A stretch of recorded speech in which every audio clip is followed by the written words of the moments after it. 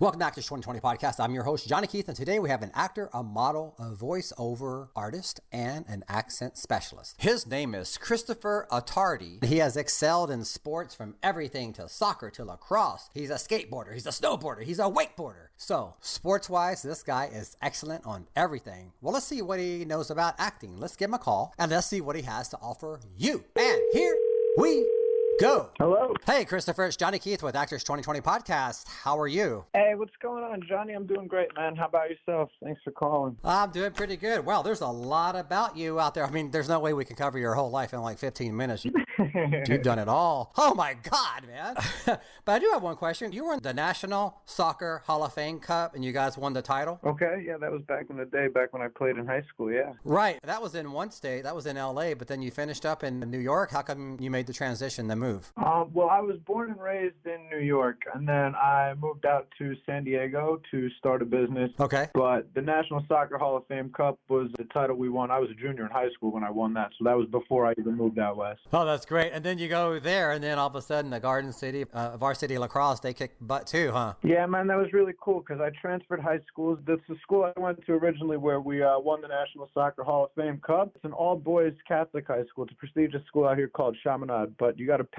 When I started, it was $9,000 originally, and then they raised it up to $13,000, so we couldn't afford it anymore, and I had to go to public school my senior year. The crazy thing was, though, public school curriculum is completely different than Catholic school, and I had to retake all the state standardized tests now for classes I've never even been taught. So I ended up having to take the Regents. I passed almost all of them without having to take the summer school courses, except for Math B. Math B got me, man. I hate summer school.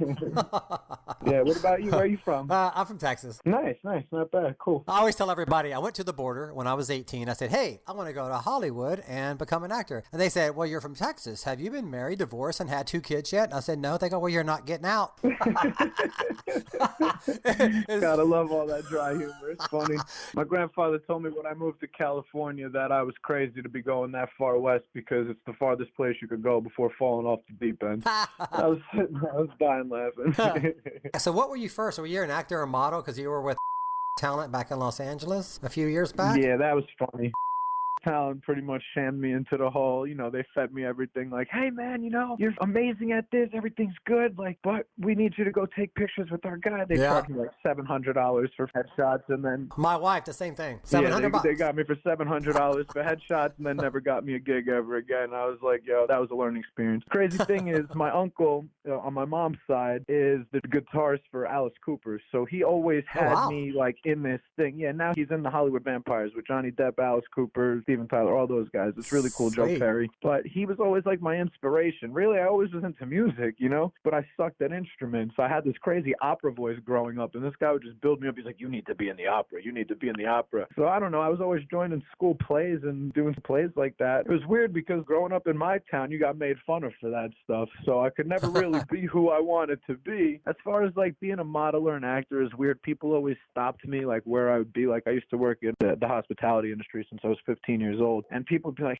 have you ever tried modeling? You have an incredible cheek structure. Your facial structure is just like exotic. And I always just took it for a grain of salt. I was like, that's weird, like I never thought about it. Right. You didn't hand me a business card and told me you were an agent. I didn't really think anything of it because I have a famous uncle, and if he can't get me in, how am I supposed to get in with you, my uncle's best friend's Johnny Depp, and they can't even get me in. How am I supposed to get an acting gig or a modeling gig? Exactly, huh? So for me, it essentially became one of those things where when I started my business was originally called Aspirations to Save the World. That's when I moved out to California. Like when I moved across the country, think about it. I moved to California. This is the craziest story you're going to hear. Finally bought myself a one-way plane ticket to California. I said, you know what? I'm doing it. Like I'm doing it. There's nothing holding me here. I've been dreaming about this for 10 years now. All I think about is palm trees and beaches and surfing and skating and snowboarding in California. Time to go. Only thing is, I only had $1,500 cash, and I had taken out 2 credit cards, one with a $500 limit, one with a $5,000 limit. So I fly to California, and I have no place to live, and I don't know anybody except one person. Crazy, because the one person I know is a professional freestyle motocross rider, and I mean, I know him from back in the day in high school. Is that guy with the tattoos? Yeah, you saw the picture of him? His name is Johnny Ebenall, dude. He's the coolest guy in the world. He's actually one of those dirt bike riders in Charlie's Angels. So I land in LA, I'm like, yo, Johnny. He's like, Attardi? I'm like, hey, man, I know I haven't talked to you in like 3-4 years. It's really rude to call you like this out of the blue, bro. Like, I hope all is well. But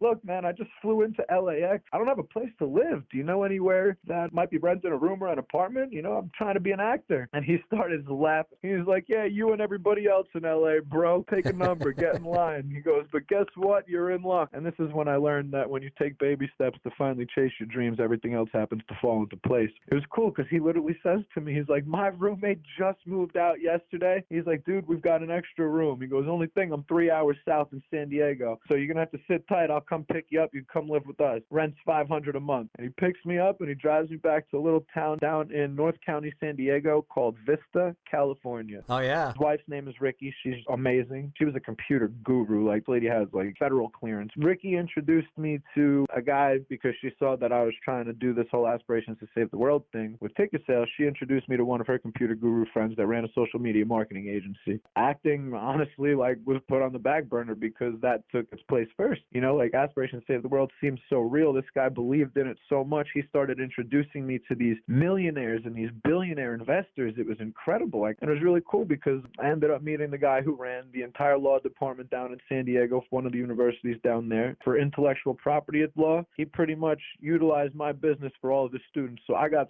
thousands and thousands and thousands of dollars worth of free intellectual property attorney law from this gentleman who liked my idea just because he gave it to his kids as class projects, which is really cool. It is really good. I made a really good group of friends out in Southern California. And then I started working at this place called Davina's Cabo Grill and Cantina. It was a rooftop bar overlooking the beach in Oceanside. Right. Oceanside, honestly, stole my heart, man. That was the most nitty-gritty city I've ever lived in, with paradise, like, right there as the sole core of it. The bar was where everybody in Oceanside came together as one. Right. How old are you right now? I actually just turned 30, did my dirty 30 in quarantine on April 6th last month, which was cool. You're heading towards your 30s. That's awesome. Congratulations. It's the best year's coming up, the best year. Thank you. I appreciate that. Hey, on all those pictures, where are you doing all that snowboarding? And everything's like a board. You either got a skateboard, a snowboard, or a wake or wave board. Oh, yeah. All right. That's wild. I just actually first learned how to wakeboard last summer for the first time, which is cool. I've been snowboarding for almost my entire life, 27 years now, since I was 3 years old. I love snowboarding with a burning passion. It's literally the only thing in my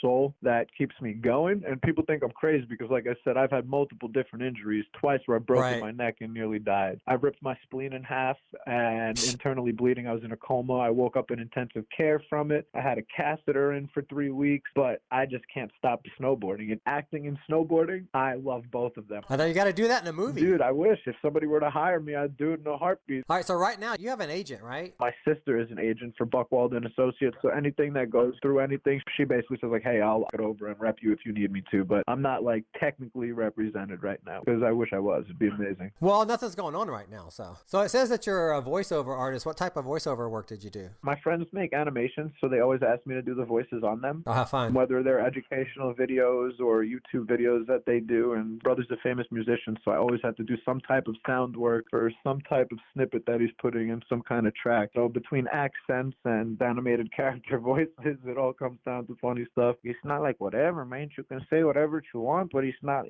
what it is. It's not like that. Now, if you wanted to talk to me in Russian, we can drink some Stoli, we get the vodka, the AK-47, you know, stuff like that. That's good. It says you're an accent specialist. That was my next thing, and then you went ahead and just did it before I said it. It's so funny. That's great. I love talking British. I love talking Australian, stuff like that. You know, you put another shrimp on the barbie, mate, because, you know, if you want to learn how to catch a croc, you'll follow me. My name's Steve Irwin, right?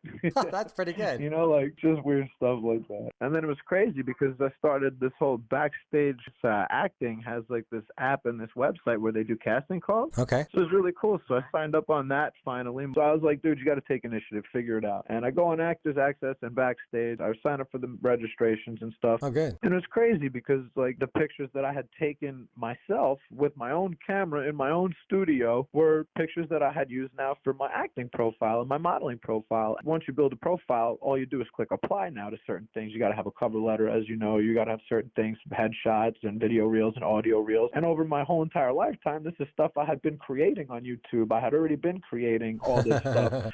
So within 2 days, I got an audition for a Netflix show, which was great. I got a call back for that. It hasn't aired yet, so I'm not allowed to really talk about it, which is kind of sneaky. That's okay. But then from there, I've gotten like multiple background roles. I mean, it's just a background role or an extra role. know. That's all right. But I mean, I'm getting paid. Exactly. I used to do construction from 4:30 in the morning until 6 at night, and I'd get paid $150 a day. Now I get paid to sit at a buffet and compliment other people the way they look, $600 a day, just to work 2 hours and sit on camera and feel good about myself. You know, so it's really nice. That's great. You're probably looking to get some management and agents. Oh, I would love to. Absolutely. If there was an amicable solution for both parties, I would be happy to oblige. It's been a dream of mine since I was a little kid. Wow. Where online could people find more information about you? If you just Google my name, it's weird. I Googled my name this morning for the first time in a really, really long time. When you Google my name, you could either Google Chris Attardi, Christopher Joseph Attardi, Christopher Attardi. All my stuff is on YouTube, on LinkedIn, on Backstage. It's all on Facebook. It's all on Instagram. I have a lot of insight into this world from a lot of wisdom that I've experienced, a lot of places I've traveled to, things I've done, obstacles overcome, and Instagram is a nice way to document all the photos along the way. I exercise every day, and I just make sure I drink a lot of water. Try to stay away from alcohol. Yeah, your body looks good. Your body's ripped. Thanks, bro. I appreciate that. The casting guy, you know, they're like, okay, all you guys can act. Now take off your shirts. And then everyone's going to have those dad bods. They're going to go, all right, Chris, you're in. That's it. So wrapping up here, what advice would you have to say somebody who's maybe down and out, they want to get into the acting business and they need some type of motivation? What could you tell them? If you're just down and out and trying to figure out how to get into the industry, the biggest thing I would say, go on Backstage, go on Actors Access. If you're just looking for work, and you got to pay the fees. A lot of people think like, oh, this should be free. Like, pay the casting call fees for these websites because they're legit. Like, there's real jobs and they really, really cast real people. Just make sure that your profile itself is legit.